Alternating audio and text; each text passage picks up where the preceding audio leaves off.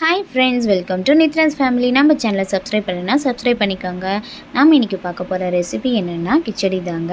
அதுக்கு தேவையான பொருட்கள் என்னென்னு பார்த்துடலாங்க. பச்சைக்கடலை பருப்பு, உளுந்து கொஞ்சம் எடுத்துருக்காங்க, கேரட் கொஞ்சம் கட் பண்ணி எடுத்துருக்காங்க, பீன்ஸ் கொஞ்சம் கட் பண்ணி வச்சுருக்காங்க, அதுக்கப்புறம் ஆனியன் 3 கட் பண்ணி எடுத்துருக்காங்க, தக்காளி 2 கட் பண்ணி வச்சுருக்காங்க, கொஞ்சம் கருவேப்பிலை எடுத்துருக்காங்க, 3 வரமிளகாய் எடுத்துருக்காங்க. இதுக்காக நான் நாகா சுஜி ரவா தாங்க யூஸ் பண்ணியிருக்கேன். கடாய் வச்சு கடாய் காஞ்சதுக்கப்புறம் கொஞ்சம் எண்ணெய் ஊற்றிக்கலாங்க. எண்ணெய் நல்லா சூடானதுக்கப்புறம் இப்போ நம்ம கடுகு சேர்த்துக்கிறோங்க.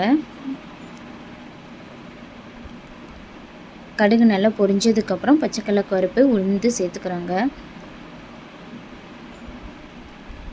அது நல்லா கொஞ்சம் வெந்ததுக்கப்புறம் இப்போ நம்ம வெட்டி வச்ச வெங்காயத்தை சேர்த்துக்கிறோங்க.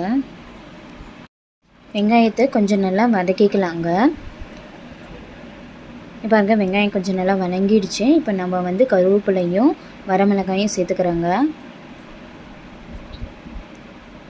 இது வதங்கினதுக்கப்புறம் நம்ம கட் பண்ணி வச்ச கேரட்டையும் பீன்ஸையும் சேர்த்துக்கிறோங்க. கேரட்டும் பீன்ஸும் நல்லா கொஞ்சம் வதக்கி விடலாங்க. இது வேகிறதுக்காக கொஞ்சம் உப்பு சேர்த்துக்கிறாங்க. எண்ணெயிலே கொஞ்சம் நல்லா வேகட்டுங்க. இது கொஞ்சம் நல்லா வெந்துருச்சு. இப்போ தக்காளி சேர்த்துக்கலாங்க. தக்காளி சேர்த்து நல்லா வதக்கி விடலாங்க. இங்கே பாருங்கள், தக்காளி எல்லாம் நல்லா வதங்கிடுச்சு. காயும் கொஞ்சம் வெந்துருச்சு.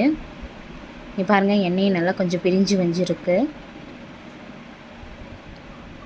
இப்போ நம்ம மஞ்சத்தூள் சேர்த்துக்கலாங்க.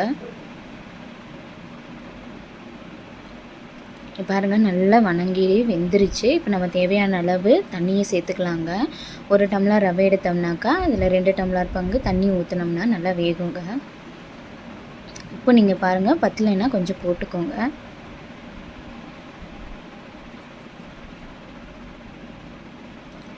பாருங்கள், நல்லா தண்ணியும் கொதிச்சு வந்துருச்சு.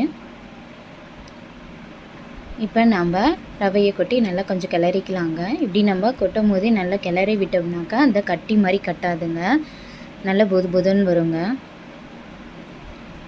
இப்படி நல்லா கிளறி விட்டுக்கிட்டே இருங்க.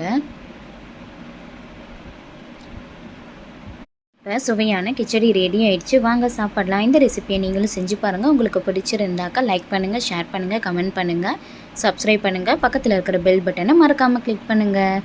தேங்க்யூ ஃபார் வாட்சிங்.